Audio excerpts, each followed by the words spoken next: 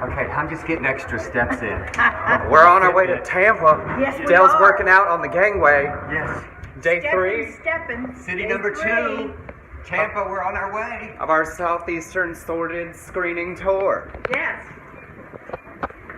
Lexington, you were amazing. And also, there was a delay. We thought we were going to miss this flight. That's right. Ann Walker got involved. She did. She went to the counter and said things.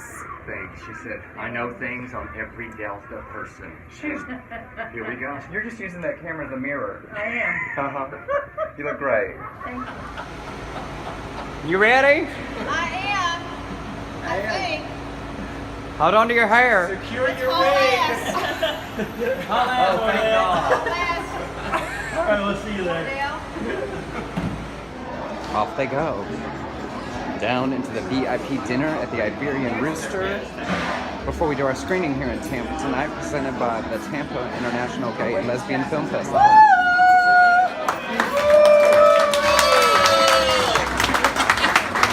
How are ya? We're real happy to be here in this hot town. It's very fitting that here at Pride, we're showing this film, and you brought up some great points from the Sordid Lives, the first movie, and you'll see it in this movie also. You know, whether you're from the north or whether from the south, or whether you're from the east or the west of the country, we all found pieces of that movie that we could relate to.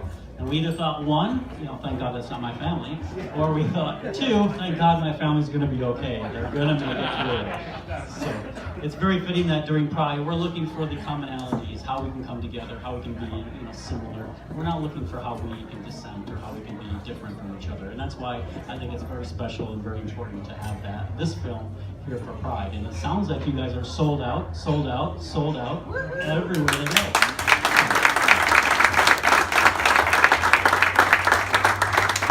And I thank you all for helping make this sold out. So thank you for attending and we'll see the theater. And then I'd like to bring to the stage those who have come all the way from LA, made this thing possible. Del Shores, Del. We've got Ann Walker in the room, Ann.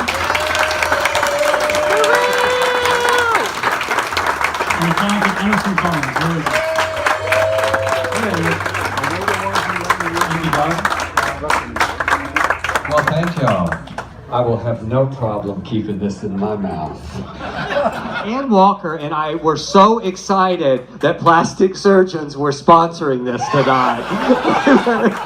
Because we are ready, y'all. We are ready. He said we could stay at their house for 3 days for recovery. He said that, any of the cast, and I said, well, it'll take 2 weeks for Leslie. I already had my plastic surgery about in 2006. Had the tits done, I had everything pulled and tucked, and I did not have the rejuvenation. Things to look forward to. I recommend it wholeheartedly. Ann's going to come back and talk to us in a little bit. So y'all doing okay? Happy Pride!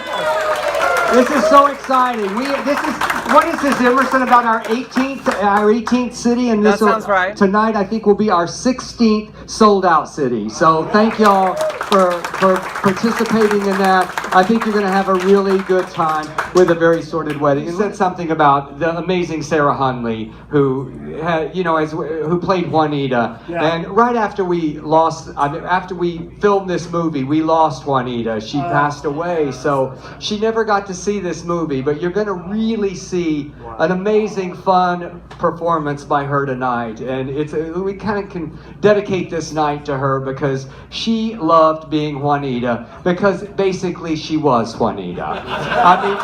Am I right, Ann Walker?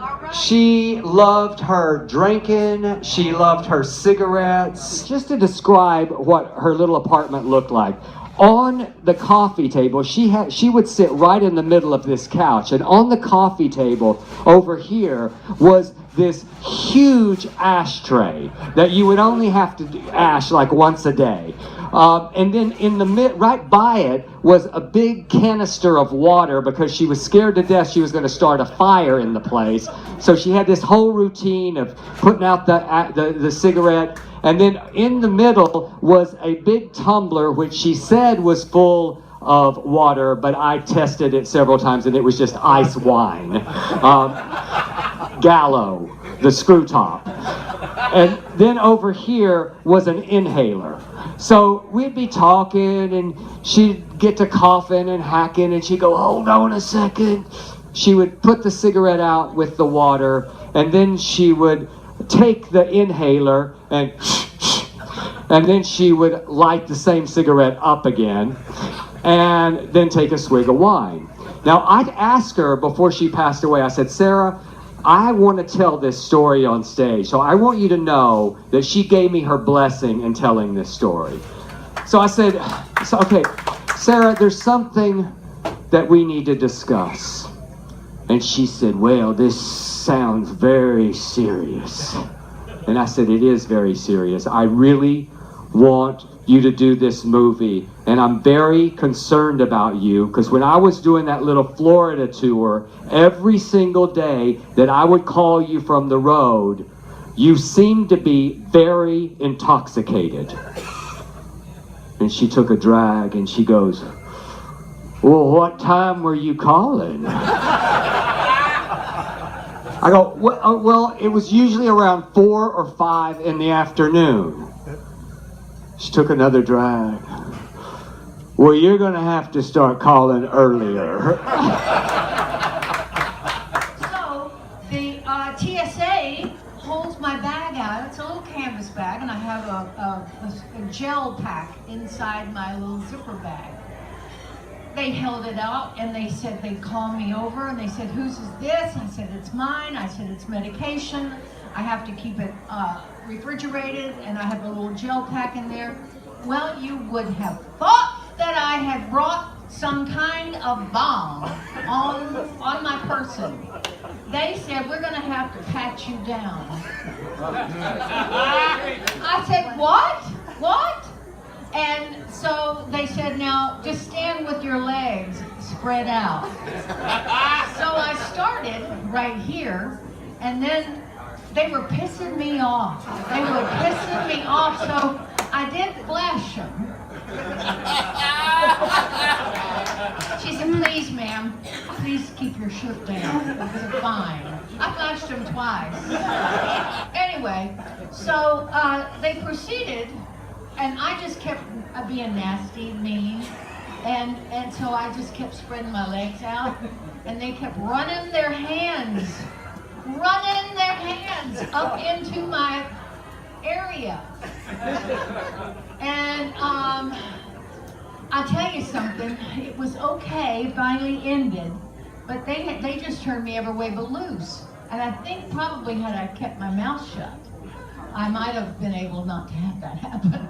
But anyway, I'm a mouse. And so I got to, where'd we go? Lexington. And I was taking a shower the next morning. I found a watch. I actually found a watch. Well, I have the privilege of working every single day with Emerson Collins. I cannot wait for y'all to see him in this movie. He's fantastic, and he's also naked in a scene, so always something to look forward to. Well, whether or not the naked thing is a plus or minus depends on your type, I'm sure. But as the producer, I want to say, since Scott already left, you know, we are extremely fortunate with the Sordid franchise in its 21st year since he first wrote the play in 1996. Wow. That we have a huge opportunity to come out with a big fan base. But it's because of film festivals like TIGLFF that we are able to do what we do. When the original movie came out, it was festivals like this that made it possible for this film to find an audience. So just as an artist and filmmaker, I want to encourage you to continue to do everything you can to support the festival. If that means being on the board or whether it means sponsoring evenings like tonight, really consider that the next generation of LGBTQ filmmakers and artists come from events and companies like this and people that are willing to put in the time and the effort. So thank you for being here. Thank you for tonight. My Sarah Hunley story, well, one, she and I knew each other for 11 years and 50% of the time she called me Elliot. And I'm rather certain it wasn't a joke. Second, I taught her to set up her voicemail in 2007, and then she never checked it again. And finally, a number of years ago, when Dan Savage created the It Gets Better campaign, we got a bunch of the cast of Sordid Lives, the series, together. We all made videos, you know, telling our sweet, tortured stories of like the sad kid with glasses and braces who couldn't throw a football living in Texas. And we're all sitting there, and Sarah's really quiet, and I walked over and sat down beside her. I said, "Sarah, what's going on?" She said, "Well, I just don't know if we should be doing this. It doesn't really get better." I said, "Well, don't say that in your video." And then finally, just as a preview for tonight, I hope that you've all seen the trailer, so I'm not about to spoil anything. Along with the incredible cast that have been contributing so much to this franchise, our really big exciting get is that Whoopi Goldberg does a cameo in the movie. I'll be honest, as the pessimistic producer, I thought, that is so sweet and it will never happen. So, you know, she's a busy woman, she's a huge star, she's on a TV show, that's sweet, but we got our film dates. We shot 2 weeks in Canada. We shot 12 days in Canada and 3 days in Dallas to film the entire movie. Wow. So we sent her team the dates that we wanted to film the scene that she would be in, and they said, "We're so sorry, she's not available that date." And I said, "Well, this is our entire shoot schedule. Is she available at any point?" And they said, "Yes, she's available on this one Friday night for 6 hours. You can have her from 6 to midnight." And I said, "Okay." So we wrote it into the schedule, and now Whoopi doesn't fly.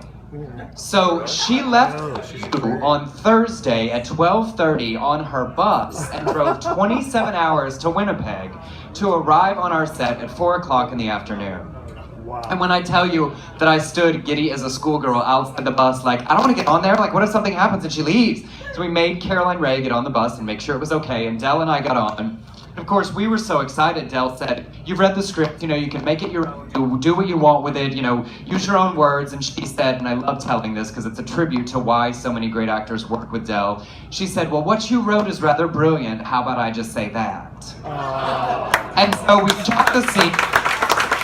It was truly wonderful. She was amazing with the actors, generous with the crew, took everybody's photos.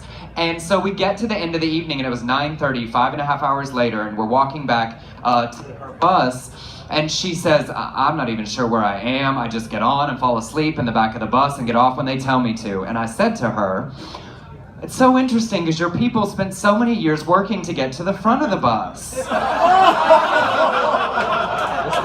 And she said, "Oh honey, the difference is now I own the bus." I was doing an appearance at the Resurrection MCC Church, which was shocking to me.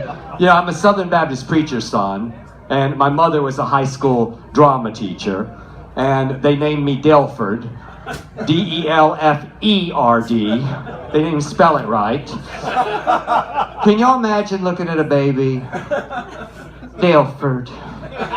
It's the best I can do. I mean, y'all black people feel sorry for me. It's the truth. I've told them my name. They, "Ooh, we don't have it that bad." So Delford is in Houston, Texas, my home state, and I'm doing this appearance where they're paying me well, and then they offered me, you know, a few $100s to come for an hour at a bar to take pictures and to mingle. And I said, "Okay, I'm free, you know, if I can have free vodka and it in cash, so I don't have to claim it, I will go." So I did. I show up. I'm taking pictures, and I look, and there is this throuple. Y'all, there's a lot of fucking thruples these days. You know what a throuple is? The straight people are like, "What the fuck is that?" This is what makes the bad people, this is what makes us look bad to the straights. This is why all of the Christians are saying we should not have gay marriage, because we, you know, get bored with one of them, and then we find some young guy and bring him into the marriage as if that's okay. So anyway, but I'm not judging. So there's this throuple with a monkey, and the monkey's not the third. It's like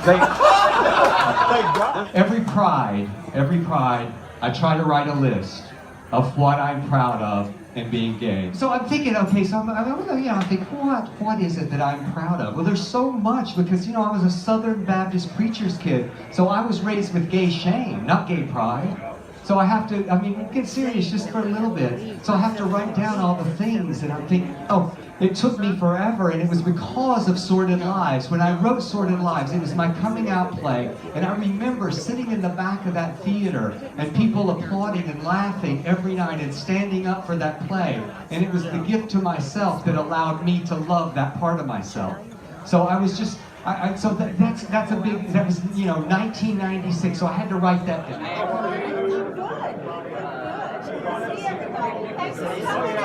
Can we get a picture with you? Sure. Bless you, sir. Oh, hello, darling. Hi, honey. Hi, honey. Hi, baby. Nice that you joined us. Thank you for having us. We just adore this. What a pretty theater. Who are you, the welcome wagon? That is so true.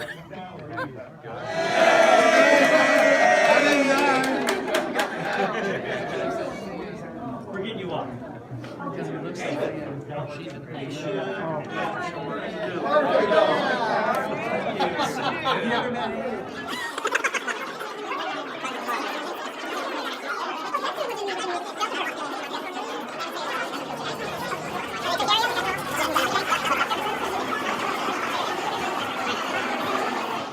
I'd like to welcome you to our 2017 Pride event, A Very Sordid Wedding.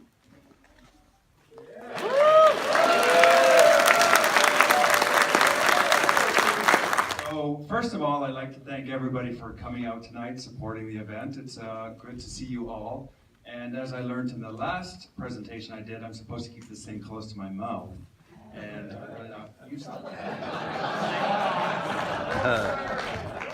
so I was asked to touch on what Pride means to me. First of all, I've been attending Pride events, parades since 1984. Some have been in major centers like New York, Toronto, and some have been in my small rural Canadian town of 5,000 people. I've ridden a horse down the streets of Palm Springs in their parade, carrying the Canadian flag proudly. I'm proud and grateful for those before me, those with me now, and those people to come who came here to celebrate diversity, inclusion, and make the world a safer, fairer, and happier place to be. Tampa, happy Pride, y'all! I should say happy Sordid Pride!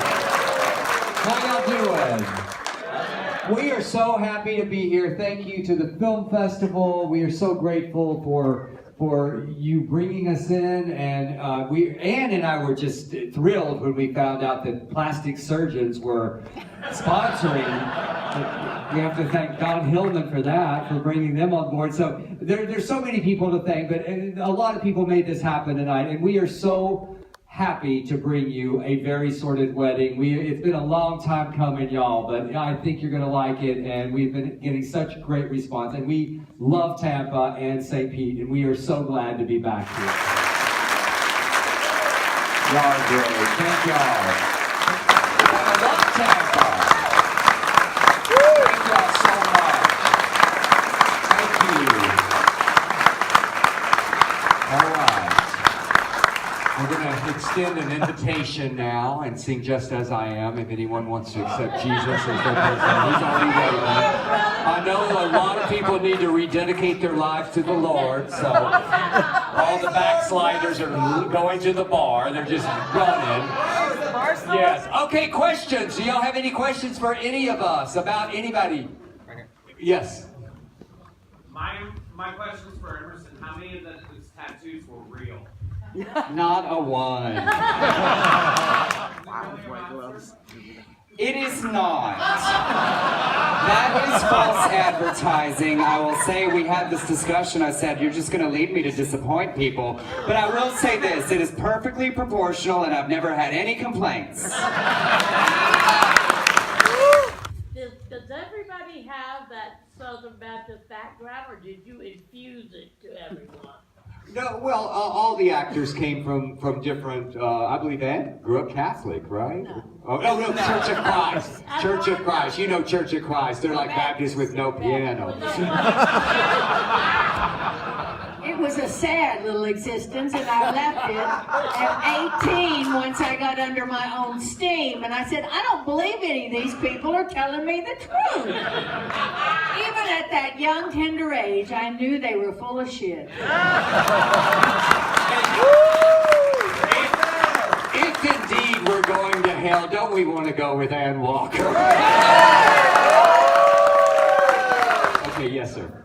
Emerson, first of all, I told you before, your performance in this movie is incredible. That scene with Leslie Jordan was just wonderful. But the second part of that is, how hard did you have to concentrate to be so butch? I mean, mask for mask. All that time in the closet was put to good use. You know what? I have to give him props also. And we were in Nashville, and we were at a bar after, which we often go to a bar after the screenings. And there was a prison psychiatrist there, and he was complimenting Emerson on his amazing portrayal of that to give the guy humanity. Any other? Yes, sir. Right there in the middle. At what point did you choose to pay homage to Ruth Van? Well, I mean, it makes me emotional to talk about Rue. That's how I was so close to her. She was easy to get close to. We loved her. We all did so very much. And her estate and her son were very gracious when I called. I reached out to them. They didn't hesitate at all. They gave us all the images for free. They basically, I mean, Michael, who runs her estate, he said, we have to do this because otherwise she would haunt us. Because she truly loved Sordid Lives. Which bar are you going to? What's that? Which bar are you going to? Where are you not going? No, how fabulous is this?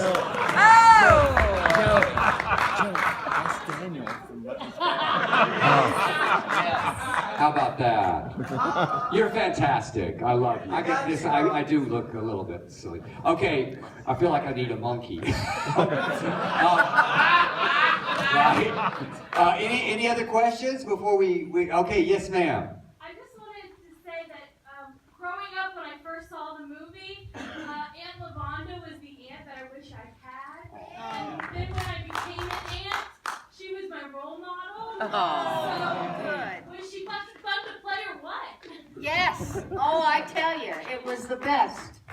Because you just get to do everything, you know. You get to do all the tenderness and the fun and the, you know, calling people out, you know, calling them on their shit, you know, and the fucks. Oh yeah, the fucks. I really enjoy those.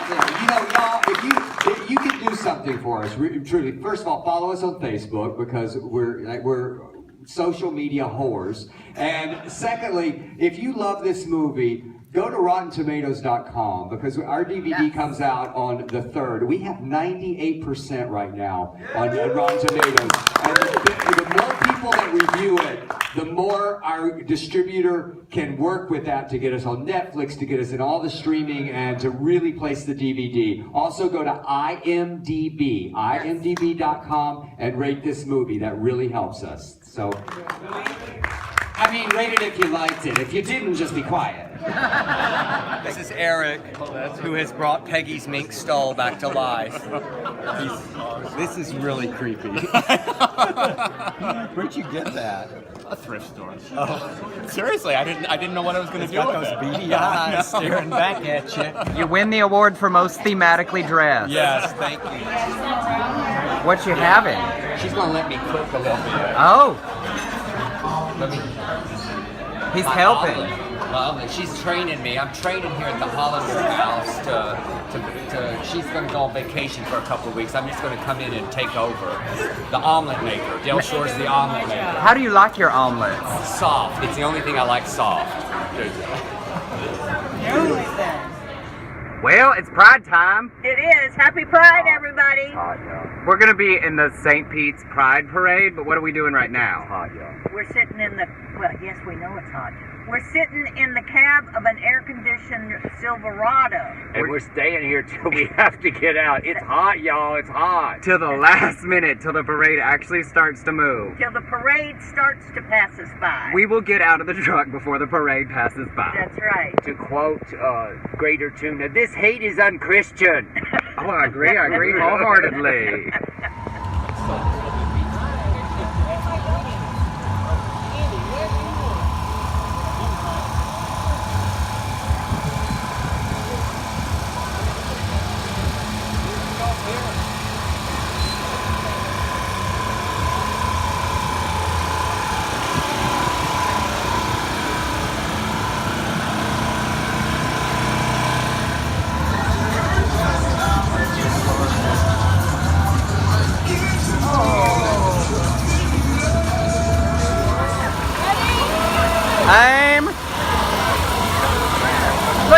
Ann Walker?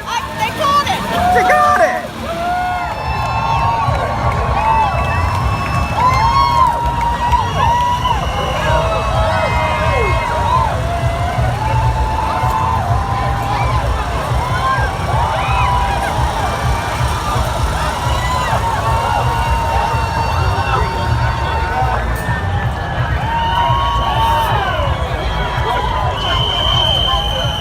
Here we are! So many beads. They love beads here. That's the MP Bride. Woo! Joe's getting things stuck in the tree. Ann Walker! Woo! Happy Pride, everybody! And here we are at the main section of the festival.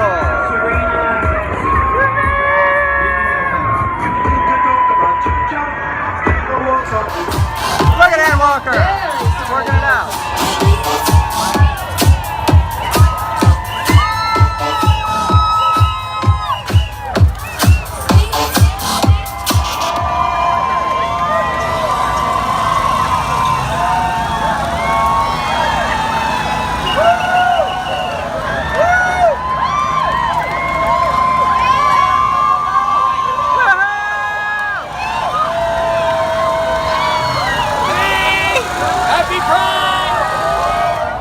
Dale, it's the end of the parade. What are you doing? Oh my God, I'm getting my steps. I'm getting my steps. Look, I got 9.2. I got 800 more to go. I'm doing it. You're like, oh, it's speeding up. Oh my gosh. Thank you, Caroline Shores, for challenging me to 10,000 steps. We gotta go up the hill. Ann Walker, what are you doing? Oh, just riding. Just riding, honey. Just riding. Like a smart woman. Uh-huh. Well, we just finished the St. Pride Parade. Yeah, we Do did. I look trash? I feel trashed. I look a little I've never seen people care about beads so much in my life. It was it's bead heavy. They're It beads. is. They're very into I the must beads. have thrown out 1,000 or more. I don't know, beads. and we had them left over. I couldn't believe we had them left over. I know. I just couldn't throw them fast enough. Well, I don't do sports ball. I didn't know we were going to have to throw. I was doing underhanded, like lesbian softball. Well, then I wised up and I started throwing them 3 at a time. Well, I started Balling up. hitting people and really Well, yes. practicing my skills. Also, if you throw more than one at a time, they get confused and they bonk heads and funny things happen. Well, I did have an unfortunate incident of throwing one and hitting a woman in a wheelchair, and I Oh did not. my Man, God. I had to get down and say I'm so sorry. We're leaving under the cover of darkness. Happy Pride! Oh my Happy God, Pride. she's wheeling to me. She's after me.